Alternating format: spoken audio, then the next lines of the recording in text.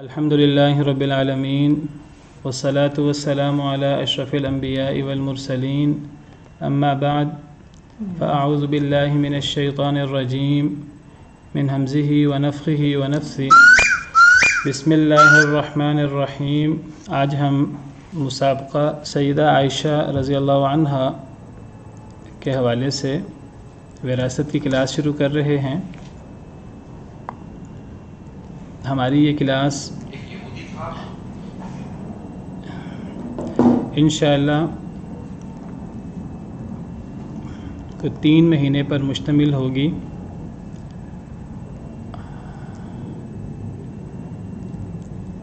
ہفتے میں 1 دن ہماری یہ کلاس ہوگی انشاءاللہ۔ تو آج اس سلسلے میں ہماری یہ پہلی کلاس ہے۔ انشاءاللہ یہ کلاس 3 مہینے چلے گی، کوئی 12 سے 14 یا 15 لیکچرز ہوں گے انشاءاللہ۔ ان کے اندر انشاءاللہ ہم علم وراثت کے اہم حصوں کو، اہم بحثوں کو ہم مختصر طور پہ پڑھیں گے، اور پھر اس کے بعد ایک کمپٹیشن ہوگا جو کچھ ہم نے ان 3 مہینوں کے اندر پڑھا ہوگا۔ تو انشاءاللہ اس کمپٹیشن کے اندر جو لوگ بھی ہمارے اس کورس میں شریک رہے ہیں وہ سب لوگ، مرد و خواتین، اس میں شرکت کر سکیں گے، اور وہ پھر انشاءاللہ فرسٹ، سیکنڈ، تھرڈ، پہلی 3 پوزیشنیں حاصل کرنے والے انعام کے حقدار بھی ہوں گے۔ تو ابتدا کرتے ہیں۔ سب سے پہلے میں شروع کروں گا کہ علم وراثت کی کیا اہمیت ہے۔ اس کو ہم علم وراثت بھی کہتے ہیں، اس کو ہم علم الفرائض بھی کہتے ہیں۔ علم وراثت یا علم الفرائض کی اہمیت بیان کرنے سے پہلے میں علم کی اہمیت پہلے بیان کرنا چاہتا ہوں مختصر طور پر۔ علم وہ چیز ہے کہ جس کے ذریعے اللہ رب العالمین نے انبیاء کرام علیہم السلام کو جو بہت بڑا مقام عطا کیا ہے، تو اس مقام کے پیچھے بنیاد علم ہے۔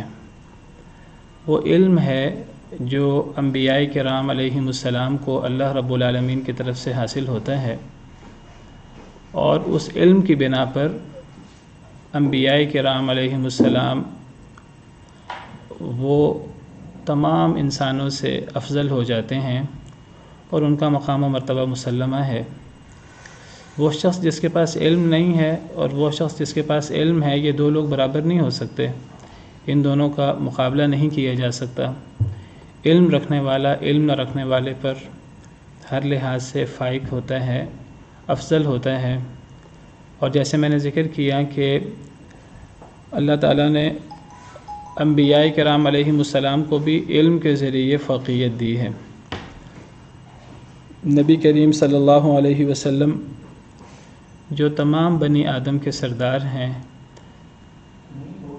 تمام انسانوں سے افضل ہیں، اور تمام انسانوں سے افضل انبیاء کرام علیہم السلام اللہ کے نبی اور اللہ کے رسول ہوتے ہیں، اور نبی کریم صلی اللہ علیہ وسلم تمام نبیوں کے اور تمام رسولوں کے بھی سردار ہیں، سب سے افضل ہیں، سید الانبیاء والمرسلین آپ کا لقب ہے۔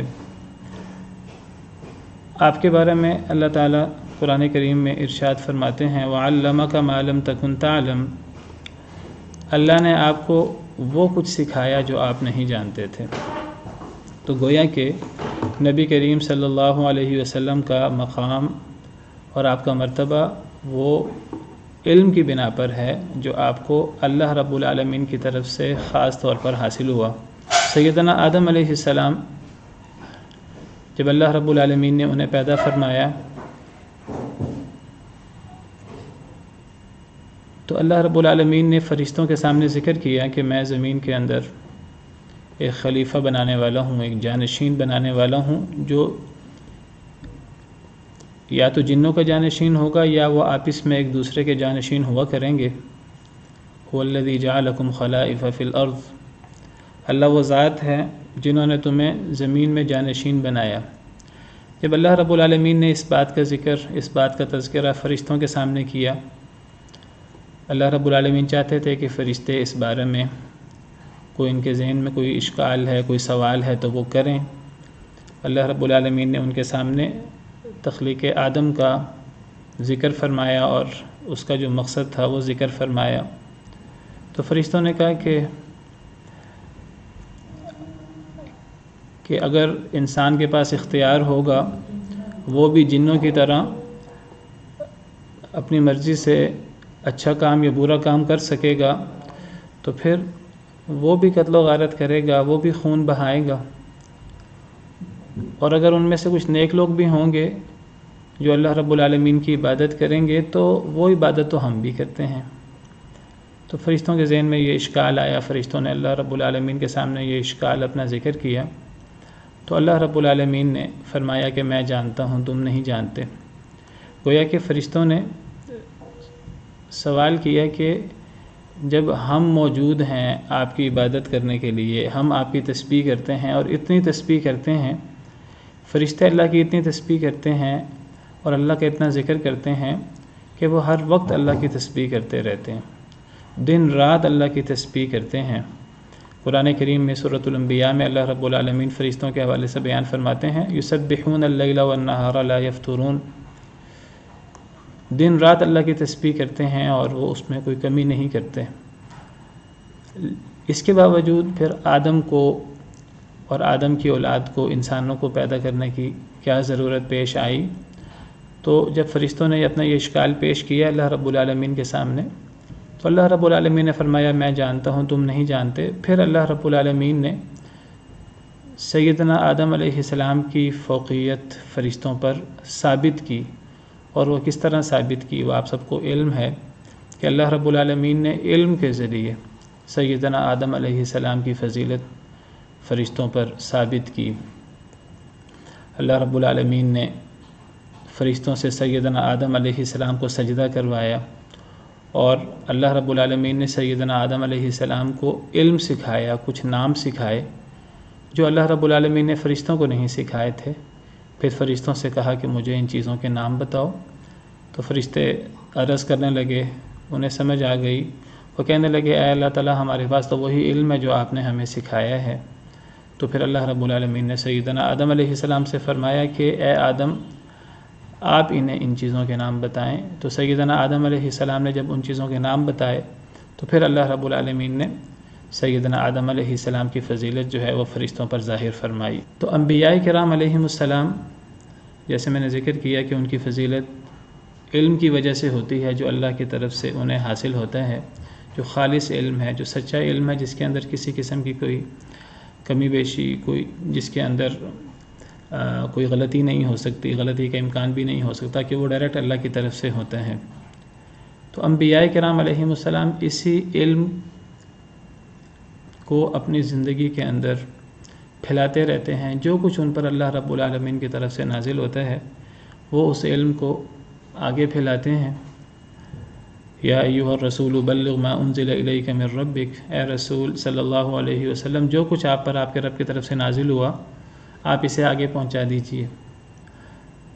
اپنی زندگی کے اندر نبی کریم صلی اللہ علیہ وسلم اور تمام انبیاء کرام علیہم السلام اللہ کی طرف سے جو علم اترا، جو ہدایت اتری، وہ اسے پھیلاتے رہے۔ اور جب انبیاء کرام علیہم السلام فوت ہو جاتے ہیں، وہ بشر ہیں، اللہ نے کسی بشر کو ہمیشگی نہیں دی، تو جب ان کو موت آتی ہے تو پھر وہ اس علم کی وراثت چھوڑتے ہیں۔ انبیاء کرام علیہم السلام درہم و دینار کی وراثت نہیں چھوڑتے، وہ علم کی وراثت چھوڑتے ہیں۔ تو نبی کریم صلی اللہ علیہ وسلم کی حدیث مبارکہ ہے، صحیح حدیث ہے، نبی صلی اللہ علیہ وسلم نے فرمایا ان العلماء ورثۃ الانبیاء، علماء انبیاء کے وارث ہیں۔ وَإِنَّ الْأَنْبِيَاءَ لَمْ يُوَرِّثُوا دِينَارًا وَلَا دِرْهَمًا، انبیاء کرام علیہم السلام نے نہ دینار کی وراثت چھوڑی ہے، نہ درہم کی وراثت چھوڑی ہے۔ انما ورثوا العلم، وہ تو علم کی وراثت چھوڑتے ہیں۔ تو انبیاء کرام علیہم السلام جب فوت ہو جاتے ہیں تو ان کی وراثت تقسیم نہیں ہوتی۔ نبی کریم صلی اللہ علیہ وسلم کا ارشاد ہے صحیح حدیث مبارکہ میں، آپ نے فرمایا نحن معاشر الانبیاء لا نورث، ہم نبیوں کی جماعت ہمارا کوئی وارث نہیں بن سکتا۔ ما ترکنا صدقہ، اگر ہم کوئی درہم و دینار، کوئی دنیاوی مال اگر ہم چھوڑ کر جائیں تو وہ صدقہ ہوتا ہے، وہ بیت المال میں چلا جاتا ہے۔ تو انبیاء کرام علیہم السلام علم کی وراثت چھوڑتے ہیں۔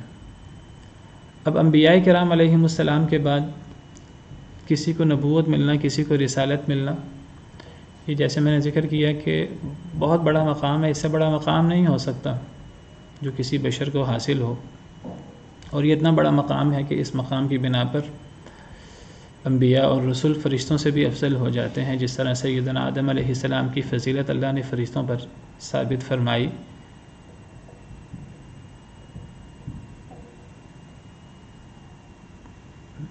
نبی بننا اور رسول بننا یہ کوئی کسبی چیز نہیں ہے، انسان اپنی مرضی سے نبی نہیں بن سکتا، کوئی انسان اپنی مرضی سے رسول نہیں بن سکتا، یہ اللہ کی طرف سے ایک عطا ہے۔ اللہ رب العالمین جس کو چاہتے ہیں اس کو یہ عطا اللہ رب العالمین کی طرف سے حاصل ہوتی ہے۔ اللہ اعلم حیث یجعل رسالتہ، اللہ زیادہ جانتے ہیں کہ اللہ کس کو رسول بنائیں۔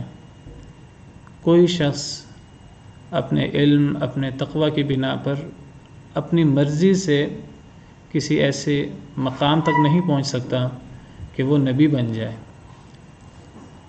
اللہ رب العالمین جسے نبوت کے لیے، رسالت کے لیے چن لیں وہی نبی ہوتا ہے۔ لیکن نبیوں جیسے ہم بن سکتے ہیں، ہم محنت کر کے، کوشش کر کے نبیوں نے جو وراثت چھوڑی ہے اس وراثت کو حاصل کر کے نبی تو کوئی نہیں بن سکتا، لیکن ایک انسان نبیوں کا وارث بن سکتا ہے، نبیوں کے نقش قدم پر چل سکتا ہے۔ اگر نبیوں کے نقش قدم پر چلنا ہے، نبیوں کا وارث بننا ہے تو اس کے لیے پھر علم حاصل کرنا ہوگا۔ علم کے لیے اس سے بڑی فضیلت کوئی نہیں ہو سکتی۔ اسی لیے نبی کریم صلی اللہ علیہ وسلم نے فرمایا ان العلماء ورثۃ الانبیاء، اب نبیوں کا کوئی وارث ہے تو وہ علماء ہیں، اور کوئی نبیوں کا وارث نہیں ہو سکتا۔ اگر نبی کا کوئی وارث ہوگا تو وہ علماء ہوں گے۔ اللہ رب العالمین نے ہمیں اس دنیا میں پیدا فرمایا ہے کہ دنیا ایک عارضی زندگی ہے، اصل زندگی آخرت کی زندگی ہے، اور اصل کامیابی اخروی کامیابی ہے۔ اور اگر ہمیں اخروی کامیابی چاہیے، آخرت کے اندر ہمیں جنت چاہیے، تو جنت کا رستہ بھی علم کا رستہ ہی ہے۔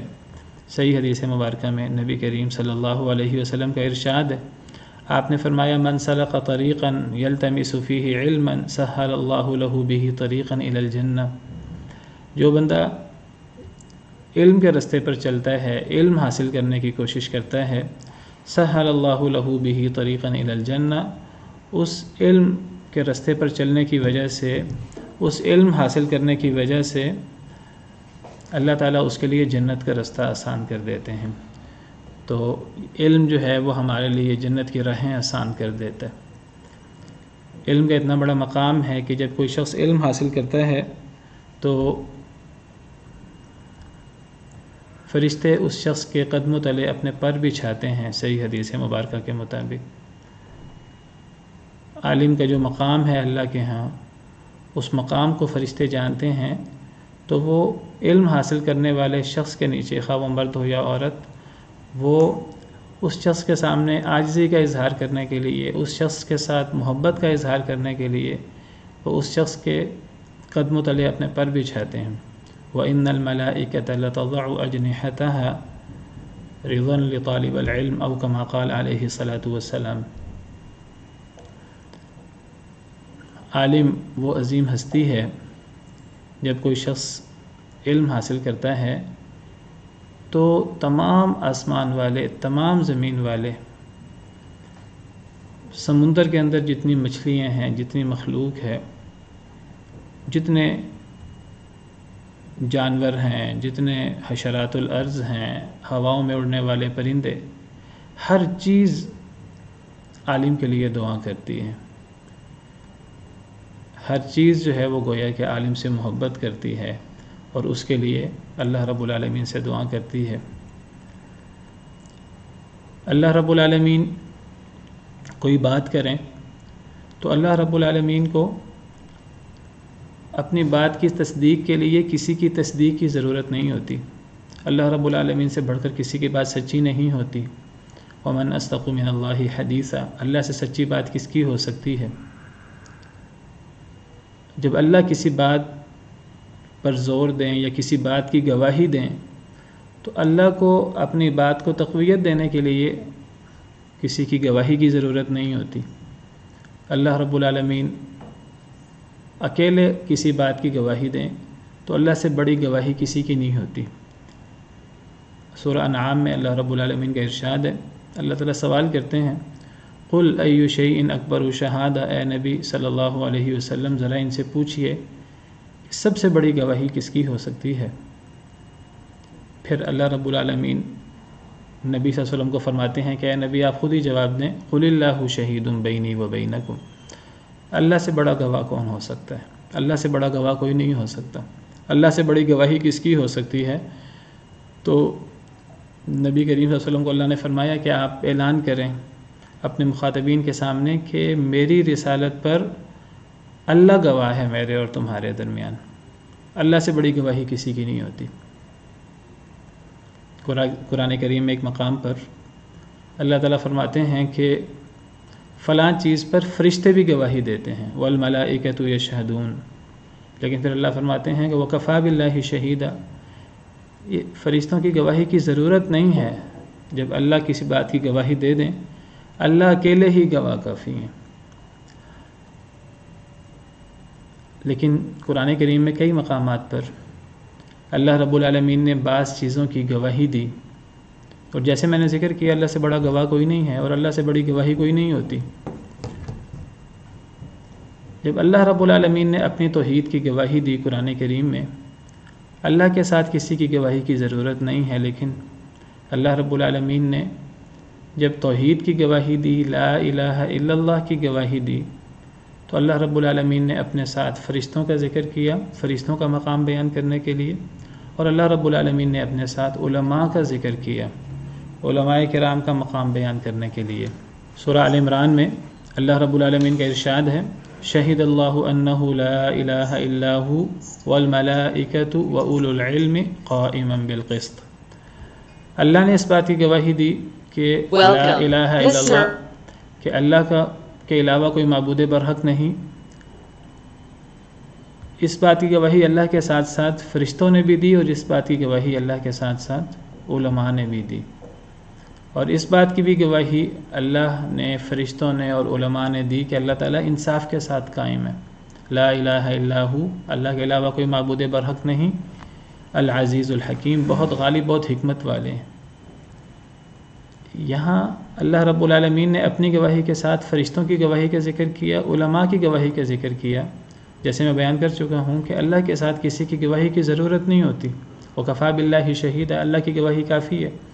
لیکن اللہ نے یہ مقام دیا فرشتوں کو اور علماء کا یہ مقام بیان فرمایا کہ اللہ رب العالمین نے اپنی گواہی کے ساتھ ان کی گواہی کا تذکرہ فرما دیا. اس سے بڑا علماء کا کیا مقام ہو سکتا ہے؟ علم کا بہت بڑا مقام ہے. جیسے میں نے ذکر کیا نبیوں کی فضیلت بھی علم کی وجہ سے ہے، اور علم نبیوں کی وراثت ہے، اور علماء ہی نبیوں کے وارث ہیں. لیکن یہ مقام کس شخص کو حاصل ہوگا؟ یہ مقام اس شخص کو حاصل ہوگا جو صرف علم نہ سیکھے، علم کے ساتھ ادب بھی سیکھے، اٹھنے بیٹھنے کا طریقہ بھی سیکھے. علم ادب کے بغیر، علم ایٹیکیٹس کے بغیر نہیں آتا.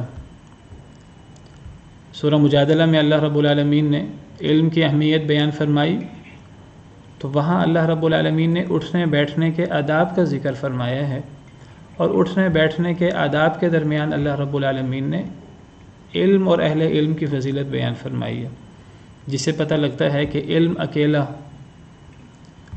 اس کی وہ اہمیت نہیں ہے جب اس کے ساتھ ادب شامل ہوتا ہے، جب اس کے ساتھ ایٹیکیٹس شامل ہوتے ہیں تو پھر علم کو چار چاند لگ جاتے ہیں۔ جس طرح اللہ رب العالمین سورہ مجادلہ میں فرماتے ہیں یا ایھا الذین آمنوا اذا قیل لکم تفسحوا فی المجالس فافسحوا یفسح اللہ لکم واذا قیل انشزوا فانشزوا، اے ایمان والو جب تمہیں کہا جائے کہ مجلسوں میں کھل کر بیٹھو تو کھل کر بیٹھا کرو، جب تمہیں کہا جائے کہ اٹھ جاؤ تو اٹھ جایا کرو۔ یہ مجلس کے آداب ہیں، ایٹیکیٹس ہیں۔ اللہ فرماتے ہیں جو کوئی ان ایٹیکیٹس کا دھیان رکھے گا تو کیا ہوگا، اللہ اس کو اس کے بدلے میں کیا دیں گے، یرفع اللہ الذین آمنوا منکم والذین اوتوا العلم درجات، تو اللہ پھر تم میں سے ایمان والوں کو اور اہل علم کے درجات بلند فرمائیں گے۔ یہ جواب ہے پیچھے اللہ رب العالمین نے جو حکم دیا اس حکم کا جواب ہے۔ جن لوگوں نے گرامر پڑھی ہے انہیں اندازہ ہے یرفع اللہ الذین آمنوا منکم یہ مجزوم ہے، جزم ہے اس پر یرفع، اور یہ جزم اس پر کیوں ہے، پیچھے امر ہے، اس امر کا جواب ہے یرفع، تو جزم آنے کی وجہ جواب امر ہے، یعنی گویا کہ اللہ کے پچھلے احکامات پر عمل ہوگا تو پھر علم حاصل ہوگا، اور اللہ نے ایمان والوں کو اور علم حاصل کرنے والوں کو مقام دیا ہے۔ اسی طرح علم برائے علم فائدہ مند نہیں ہے، علم وہ فائدہ مند ہوتا ہے جو علم نافع ہو۔ اگر علم نفع نہ دے تو اس علم کی اہمیت نہیں ہوتی۔ اگر ایک انسان علم حاصل کرے لیکن اس علم پر عمل نہ کرے تو اس علم کا کوئی فائدہ نہیں ہوتا۔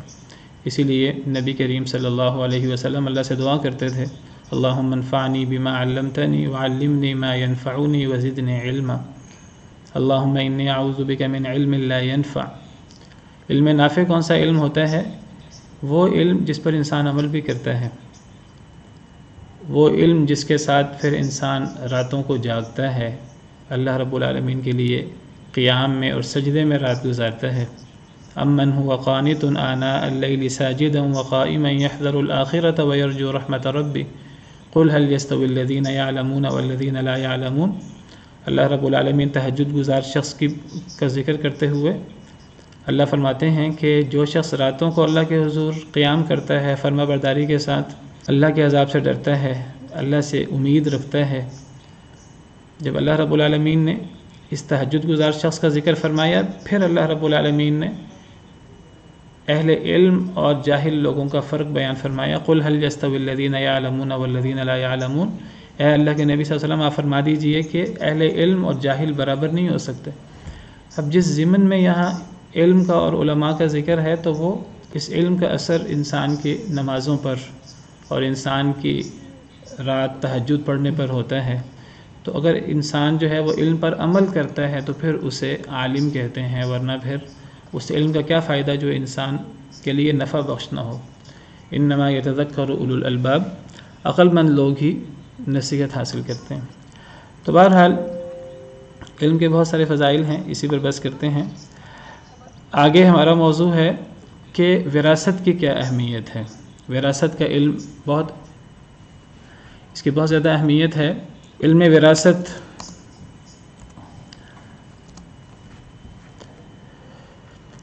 اللہ رب العالمین نے قرآن کریم میں بہت سارے علوم بھر دیے ہیں، بہت زیادہ علوم جمع ہیں قرآن کریم کے اندر۔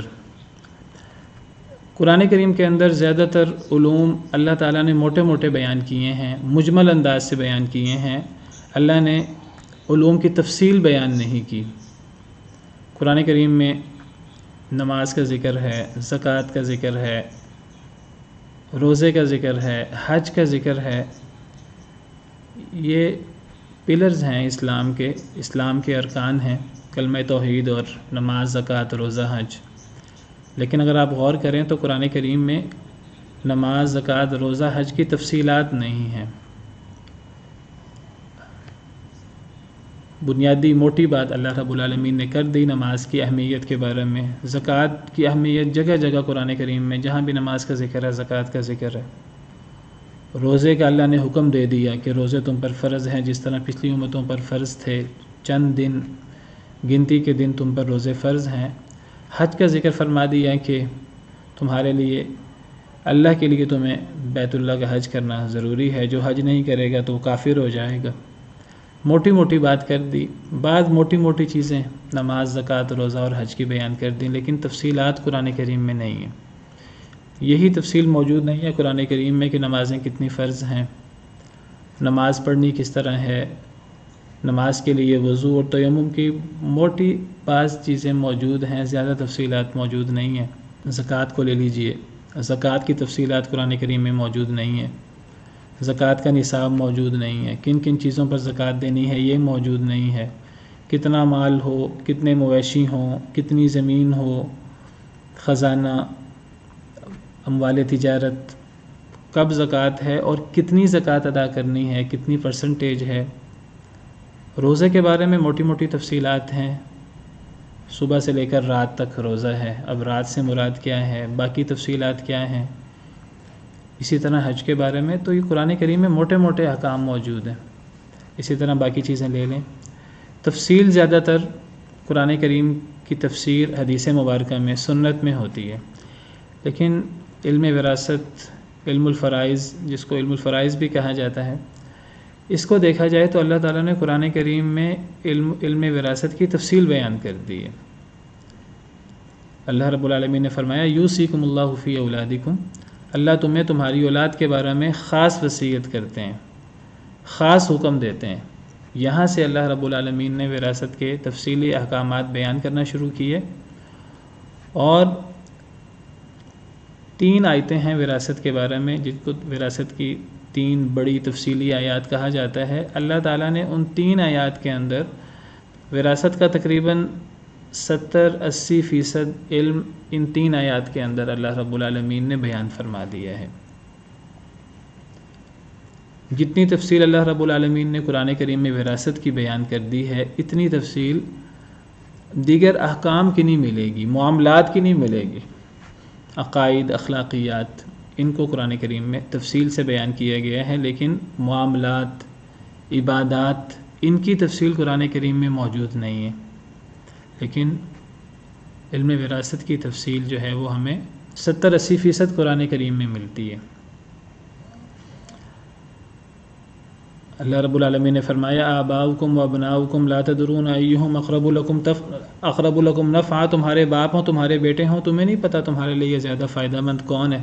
کبھی بیٹے زیادہ فائدہ مند ہو جاتے ہیں، کبھی ماں باپ زیادہ فائدہ مند ہو جاتے ہیں۔ چھوٹا ہو بچہ، اس کے لیے ماں باپ زیادہ فائدہ مند ہوتے ہیں، بڑا ہو جائے انسان، اس کے لیے اولاد زیادہ فائدہ مند ہوتی ہے۔ کب انسان کے لیے، اب درمیانی عمر میں انسان کے لیے ماں باپ زیادہ فائدہ مند ہیں، اولاد زیادہ فائدہ مند ہے، کئی دفعہ انسان کے لیے فیصلہ کرنا مشکل ہو جاتا ہے۔ تو اللہ فرماتے ہیں کہ اللہ کو پتہ ہے تمہارے لیے زیادہ فائدہ مند کون ہے، زیادہ نفع بخش کون ہے، فریضۃ من اللہ، اللہ نے مقرر کر دیا ہے۔ وکان اللہ علیما حکیما، اور اللہ سے بڑھ کر علم رکھنے والا، حکمت والا کون ہوگا۔ یہ احکامات علم پر مبنی ہیں، حکمت پر مبنی ہیں، کیونکہ اللہ رب العالمین نے خود بیان فرما دی ہیں۔ وصیۃ من اللہ، یہ اللہ کی طرف سے وصیت ہے۔ ان اللہ علیم حلیم، بے شک اللہ تعالیٰ بہت علم رکھنے والے، بہت بردبار ہیں۔ سورہ نساء کے اندر آیت نمبر 11، 12 اور پھر سورہ نساء کی آخری آیت 176 نمبر آیت، یہ 3 تفصیلی آیات ہیں جن کے اندر اللہ رب العالمین نے وراثت کے احکام کی تفصیل بیان کی ہے۔ قرآن کریم میں صرف یہ 3 آیات نہیں ہیں وراثت کے بارے میں، اور بھی آیات ہیں، بعض چھوٹی چھوٹی آیات ہیں، ان میں ضمنی طور پر وراثت کے کچھ احکام بیان ہوئے ہیں، لیکن تفصیلی احکام ان 3 تفصیلی آیات میں ہیں سورہ نساء کے اندر۔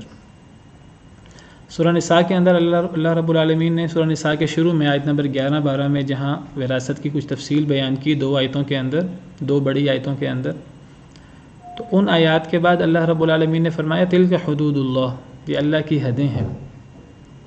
ومن يطع الله ورسوله يدخله جنات تجري من تحتها الانهار خالدين فيها وذلك الفوز العظيم، جو اللہ اور اللہ کے رسول کی اطاعت کرے تو اللہ رب العالمین اسے اپنی جنتوں میں داخل کریں گے، جن جنتوں میں وہ ہمیشہ رہے گا، اور یہ بہت بڑی کامیابی ہے۔ اور پھر فرمایا ومن يعص الله ورسوله ويتعد حدوده یدخلہ نارا خالدا فیہا، جو اللہ اور اللہ کے رسول کی نافرمانی کرے، اللہ کی حدوں کو کراس کرے، اللہ اسے آگ میں داخل کریں گے جس میں وہ ہمیشہ ہمیشہ رہے گا، وَلَهُ عَذَابٌ مُهِينٌ، اور اس کے لیے رسوا کن عذاب ہے۔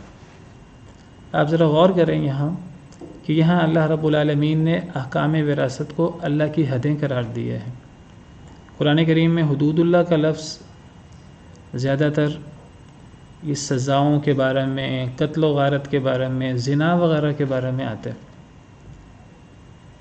لیکن یہاں اللہ رب العالمین نے وراثت کے احکام کو اپنی حد قرار دیا ہے۔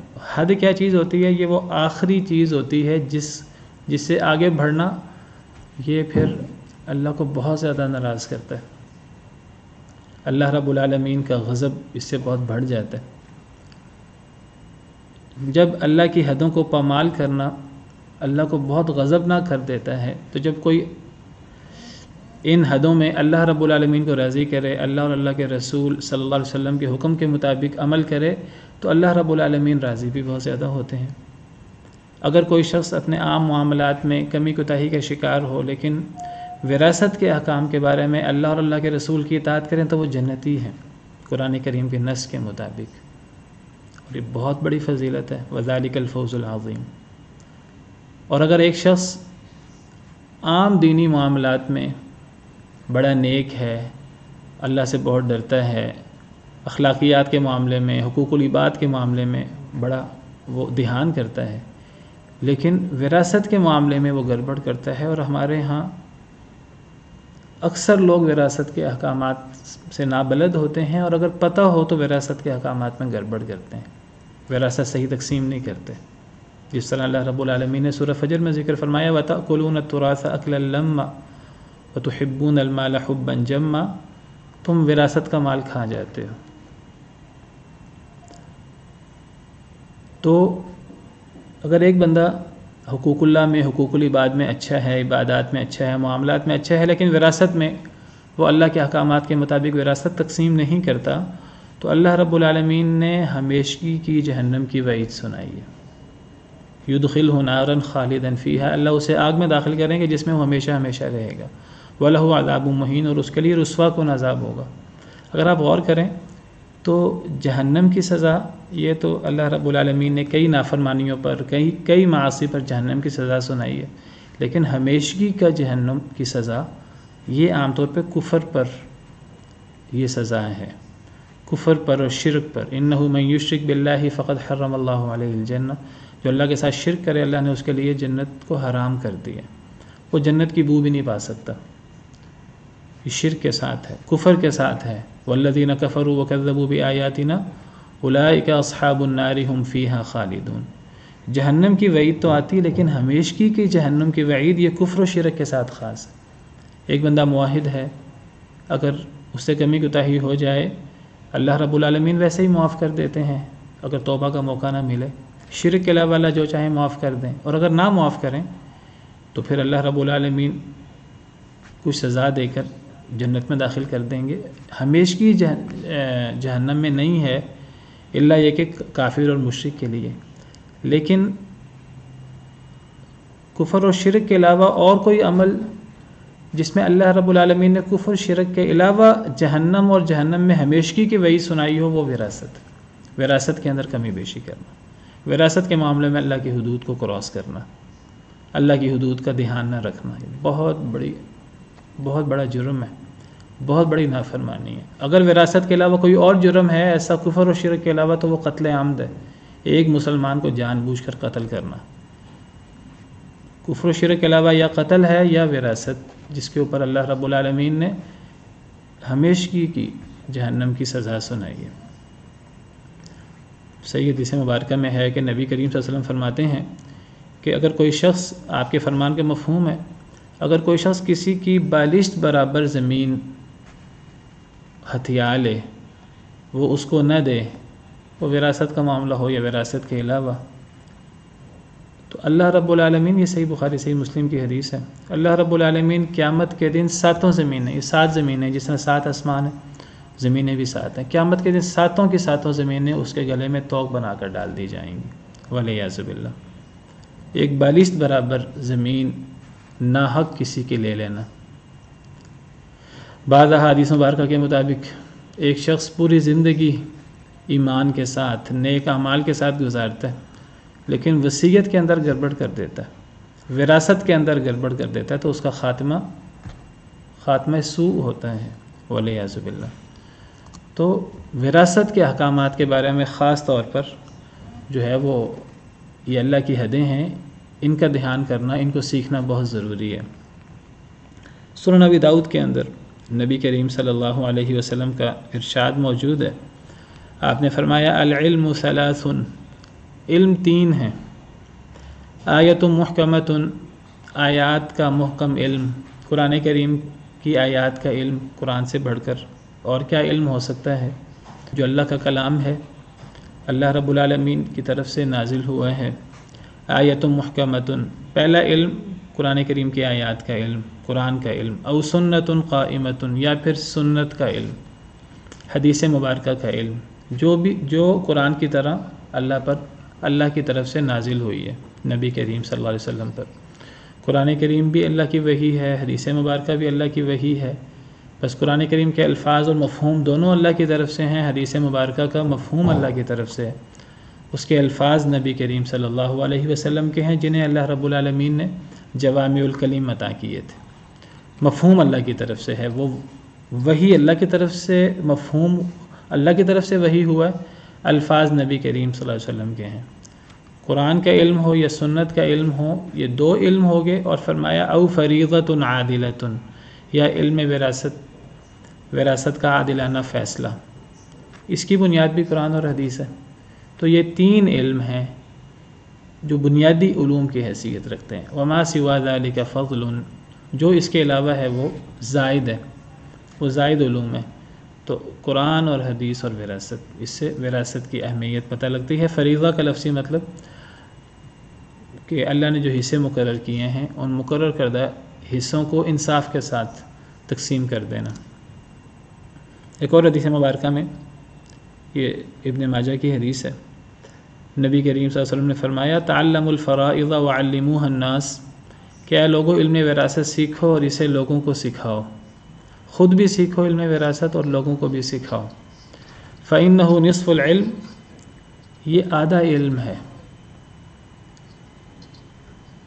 وراثت کے علم کو آدھا علم قرار دیا، یعنی گویا کہ اہمیت کی وجہ سے پورے علم قرآن و سنت کا علم اگر اس کو اکٹھا کر لیا جائے تو آدھا علم جو ہے وہ اس کو قرار دیا گیا۔ بعض علماء کہتے ہیں کہ آدھا علم قرار دینے کی وجہ یہ ہے کہ انسان یا اس کی زندگی ہے یا اس کی موت ہے، کچھ احکامات کا تعلق زندگی کے ساتھ ہے، کچھ احکامات کا تعلق موت کے ساتھ ہے۔ چونکہ وراثت کا تعلق موت کے ساتھ ہے اور ہر شخص کو موت آنی ہے، جب تک ہمیں موت نہیں آئے گی تو ہمارے رشتہ داروں میں سے، ہمارے جاننے والوں میں سے لوگ فوت ہوتے جائیں گے۔ اللہ کا اٹل فیصلہ ہے، ہر شخص کو جسے اللہ نے پیدا کیا ہے اسے موت آئے گی، کل من علیہا فان۔ تو ہر شخص کی کچھ معاملات کا تعلق اس کی زندگی کے ساتھ ہے، نماز روزہ زکوٰۃ وغیرہ دیگر مسائل، اور کچھ معاملات کا تعلق اس کی موت کے ساتھ ہے۔ تو بعض علماء کہتے ہیں چونکہ وراثت کا تعلق موت کے ساتھ ہے لہٰذا اسے نصف علم قرار دیا گیا، تو اس سے علم وراثت کی اہمیت کا پتہ لگتا ہے۔ فرمایا وَهُوَ يُنسَى، یہ علم بھلا دیا جائے گا۔ وَهُوَ أَوَّلُ شَيْءٍ يُنزَعُ مِنْ أُمَّتِي، یہ سب سے پہلا علم ہے جو میری امت سے چھین لیا جائے گا۔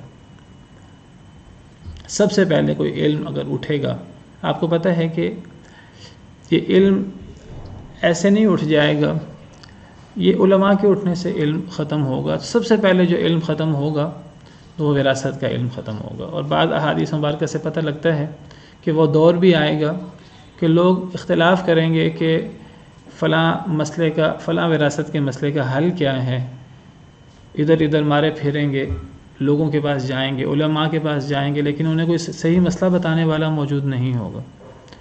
تو بہرحال وراثت کا علم جو ہے یہ بہت اہم علم ہے، یہ اتنا اہم علم ہے کہ جب نبی کریم صلی اللہ علیہ وسلم نے اپنے صحابہ کرام کے فضائل بیان کیے، اپنے صحابہ کرام کی خصوصیات بیان کی،